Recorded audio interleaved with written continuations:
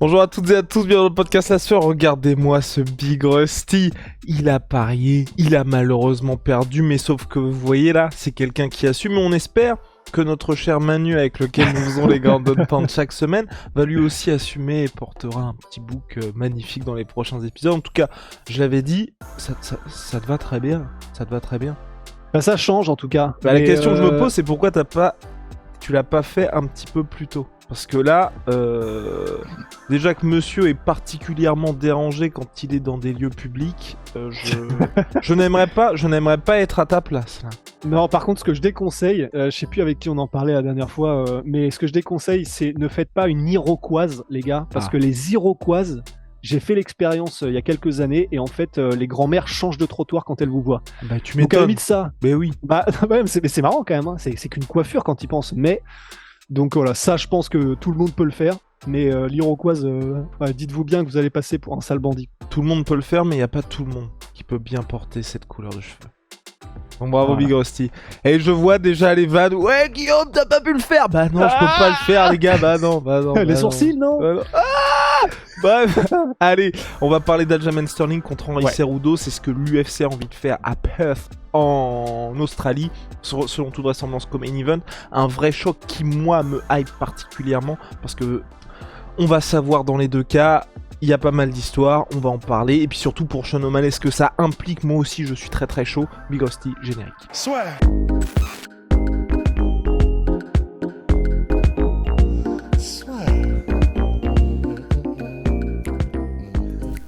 Entre dans l'octogone avec Unibet. Qui sera le vainqueur du combat? En combien de rounds?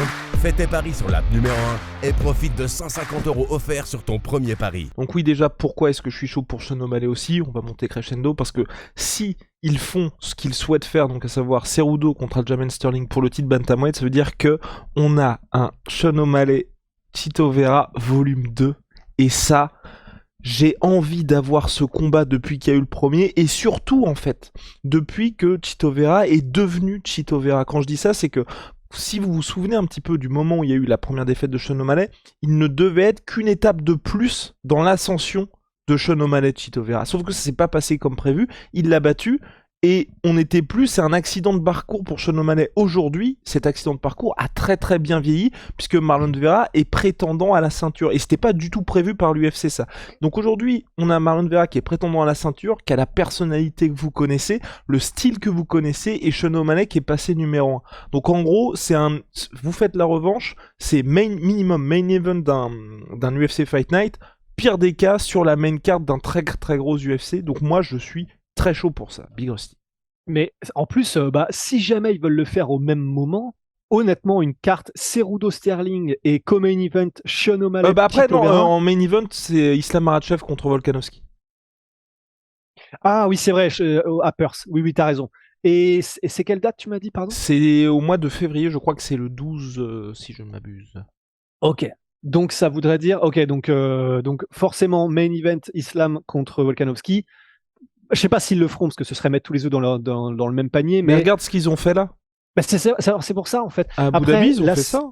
Mais c'est toi qui vas peut-être pouvoir nous éclairer, mais est-ce qu'ils l'ont pas fait à Abu Dhabi parce qu'ils avaient vraiment besoin d'un événement banger en fin d'année pour marquer le coup et que Je du pense coup, pas. Je pense pas du tout.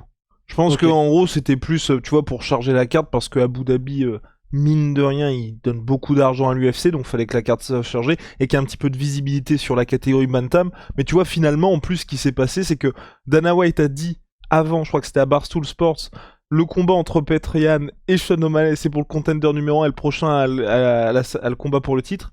Finalement, Sean O'Malley a gagné, il aura pas le combat pour le titre, ouais. selon toute vraisemblance. Donc, Ouais. Mais en plus, ce qui est parfait, parce que ça ne le dérange même pas, Sean O'Malley, je pense. Bah déjà, premièrement, sa réaction à chaud, et il faut Complètement. souligner, c'est quand même beau, parce que à chaud, c'est là où tu es complètement irrationnel, normalement. Et lorsqu'on lui a levé le bras à chaud, il a quand même eu la présence d'esprit de dire, bon bah, moi, voilà, faudra voir un peu comment les juges ont fait le truc, moi j'ai gagné, je pense que j'avais fait assez, mais il faudra revoir. Enfin, il était très mesuré, donc je ne pense pas qu'il fera trop de remous si jamais on lui dit, bon bah, on a un combat d'abord qu'on va donner à Aljamain Sterling. Et c'est ce qui se présente d'ailleurs. Mais effectivement, là, franchement, cette espèce de mini tournoi, c'est tellement parfait. Et Cerudo, il peut être prêt. Il n'y a pas de lézard, il peut être prêt pour février, tu sais, avec l'USADA et tout. Ouais, parce que là, justement, ça fait un moment qu'il est entré qu'il est retourné dans le pool USADA, donc c'est parfait. Et donc, pourquoi c'est intéressant? Donc, déjà, il y a Dana White qui en avait parlé lors de la conférence de presse, Cerudo potentiellement, confirmé ensuite par El Elwani que l'UFC ciblait ça. C'est parfait pour l'UFC, c'est parfait stylistiquement, parce que là, vous êtes en train de voir, je pense, Sterling, on est en train de se dire, mais qui peut arrêter ce mec? Quand je dis qui peut arrêter, c'est là, il a masterisé son style, et surtout, le fait de se dire, bah mine de rien, il y a quand même une chance non nulle pour que je finisse par dabber en étant inconscient si ça va un petit peu trop debout, le KO contre Marlon Moraes. Et maintenant, voilà, c'est prise de risque, on essaye d'être proche de zéro là-dessus, exactement, phaser plan, et ensuite, une agressivité dans la recherche de soumission, ground and pound, et puis même dans le contrôle total du combat qui force le respect. Sauf que là, face à lui, toc toc toc, monsieur Henry Cerudo, ancien champion olympique, qui peut très bien vous martyriser dans le clinch si ça commence à sentir mauvais debout, qui peut aussi, si ça sent mauvais debout, maîtriser. Ouais, je vais dire maîtriser un petit peu Demetrius Johnson, ou en tout cas le harceler durant 25 minutes non-stop. Et s'il y a bien quelqu'un qui peut, et c'est pour ça que moi ce combat-là m'intéresse, qui peut dominer Sterling dans son domaine de prédilection, c'est lui. Même si je pense pas, à mon avis, Cerudo va pas s'aventurer là-dedans, mais rien que pour ça, tu vois, j'ai envie de le voir parce que c'est un combat un peu comme ce qu'on a eu là entre Charles Oliveira et Islam Makhachev. Ça pose une question, mais une question où on se dit, dans le domaine de prédilection, le gars peut peut-être apporter une réponse à un mec où on se dit, c'est le meilleur à l'instant T dans la catégorie. Et ça, pour moi, ça fait partie des chocs qui sont très très rares. Ben ouais, c'est clair. Là, ça va être vraiment une définition de qui veut aller où. Parce que là, ils vont se regarder et tu prends un risque, quel que soit le domaine. Et c'est ça qui est bien, c'est que tu sais, dans le build-up là du combat entre Sterling et Dillashaw, Dillashaw est en mode là, moi je suis un lutteur de division 1, un ancien lutteur, tandis que lui il était division 2 ou 3, je sais plus, je vais lui montrer ce que c'est. Et Sterling avait répondu donc dans les trailers, écoute, t'es peut-être un lutteur de division 1, mais je suis quand même meilleur que toi en MMA, tu vois, enfin quelque chose de cet acabit. Et force est de constater que là, effectivement, c'était le cas. Alors, difficile de juger parce que là, on juge sur les premières minutes du combat entre Sterling et Dillashaw, mais quand même, faut noter que avant que Dillashaw se déboîte l'épaule, il avait quand même réussi à lui choper le pied et à le mettre au sol, Sterling, et assez rapidement relativement. Ce qui est déjà assez impressionnant face à un mec comme Dillashaw. Donc, effectivement, qui de Cerudo ou de Sterling va décider de déclencher pour peut-être aller au sol? Et s'il reste debout, ça reste très intéressant parce que Cerudo, c'est quand même un gars qui a été capable dans différents combats, alors je pense donc notamment à Marlon Moraes et aussi à Dominick Cruz, de perdre le premier round et les premières minutes d'un combat, donc être en mode dépassé, et faire des ajustements extrêmement intelligents et techniquement, tactiquement surtout, vraiment impressionnants pour changer complètement radicalement la balance. Donc, il n'est pas non plus facile à prendre debout Cerudo, pas du tout, et c'est un de ces gars qui est extrêmement vicieux dans le sens où plus le combat avance, plus il vous capte et plus vous êtes vous-même, c'est pas pris au piège, mais où ça va être de plus en plus difficile de trouver des solutions contre lui. Si ce n'est l'inverse, c'est même lui qui va commencer à salement vous mettre dans le mal. Donc ça, couplé au fait que Sterling debout, c'est pareil, hein, c'est pas non plus n'importe qui debout, il a un striking qui est extrêmement peu académique, mais à part des gars comme Yann, il peut troubler n'importe qui dans la division. Honnêtement, là, on a encore un choc de très très haut niveau, où que ça aille. C'est parfait. Et évidemment, je pense que vous êtes peut-être inquiet pour Henry Cerudo. Moi, je me fais absolument pas de soucis. C'est un mec qui a une hygiène de vie. Quand il se dit « je vais me mettre au MMA et préparer un comeback », il n'y a pas de souci. Vous l'avez vu dans toutes ses préparations, dans tous les challenges qu'il a pu faire. C'était à chaque fois la folie, il n'a pas déçu. Et en plus, c'est quelqu'un qui, durant toute son absence sportive, quand je dis sportive, en tant que combattant, il s'est transformé en excellent coach avec son gym et avec, quand je dis excellent coach, il n'y a peut-être pas toujours eu la victoire, je pense notamment à Weili Zhang contre Rose Namajunas, mais à chaque fois, on voyait la touche Henry Cerudo. Et parmi, quand je dis Figueiredo, où là, pour le coup, ça a marché contre... Puis un certain John Jones aussi. Exactement, ça a marché contre Moreno. Enfin bref. Figueiredo, c'était contre Moreno. Contre Moreno, ouais, pour le combat où il a de la reconquête. Donc bref, je me fais aucun souci pour le nouveau Henry Cerudo qui va revenir. C'est quelqu'un qui était parti du MMA parce qu'il voulait faire une pause bien méritée parce que le run qu'il a réussi à faire, sauver la catégorie flyweight, monter en bantam, battre Marlon Moraes. Je vous invite tous à regarder le combat parce que les ajustements que le mec a fait, quand vous regardez le premier round, clairement tout le monde se dit c'est mort, il va se faire rouler dessus parce qu'il se fait rouler dessus. Et il arrive à retourner le truc et à finaliser Marlon Moraes pour ça, mais respect éternel.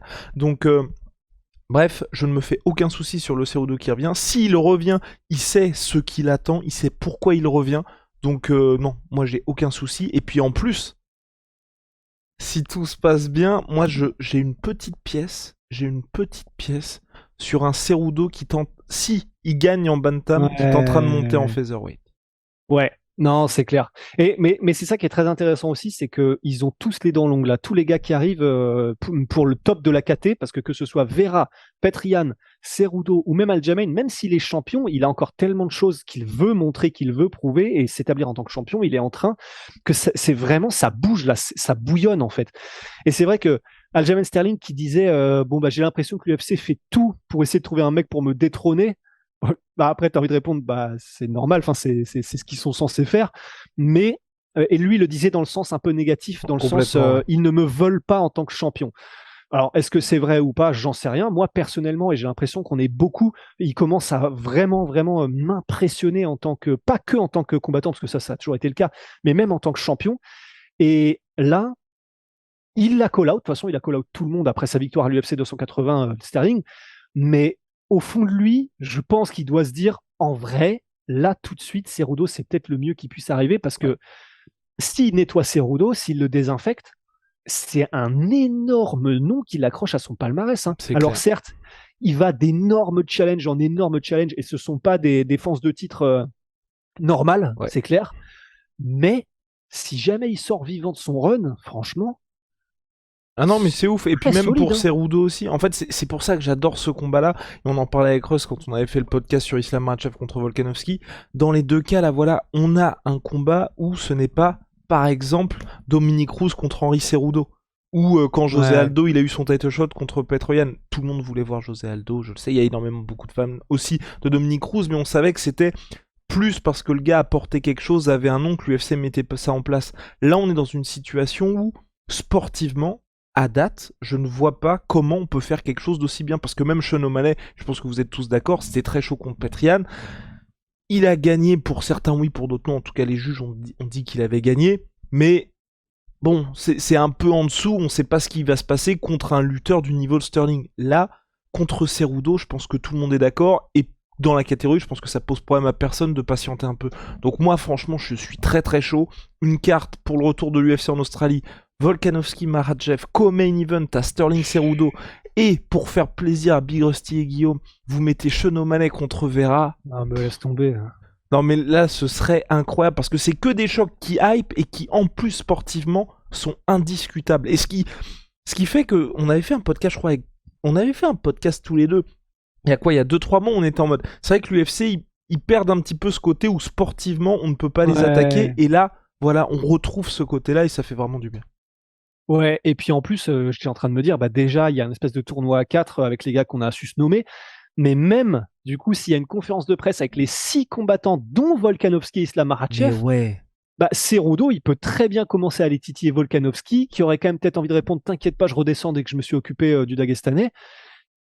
Même la conf, ça peut être le feu, parce que tous les gars seront chauds. Chito Vera, pareil, il n'y a pas de problème si tu lui donnes un micro. Sean O'Malley, on n'en parle même pas. Islam, il commence à faire des dingueries aussi. Avec le chuchoteur Khabib Nurmagomedov derrière, tout serait parfait. Let's go. Big Rusty, on a terminé. Shout out à my sweet pain. Always. Moins 33% sur tout MyProtein avec le code la sueur. See ya.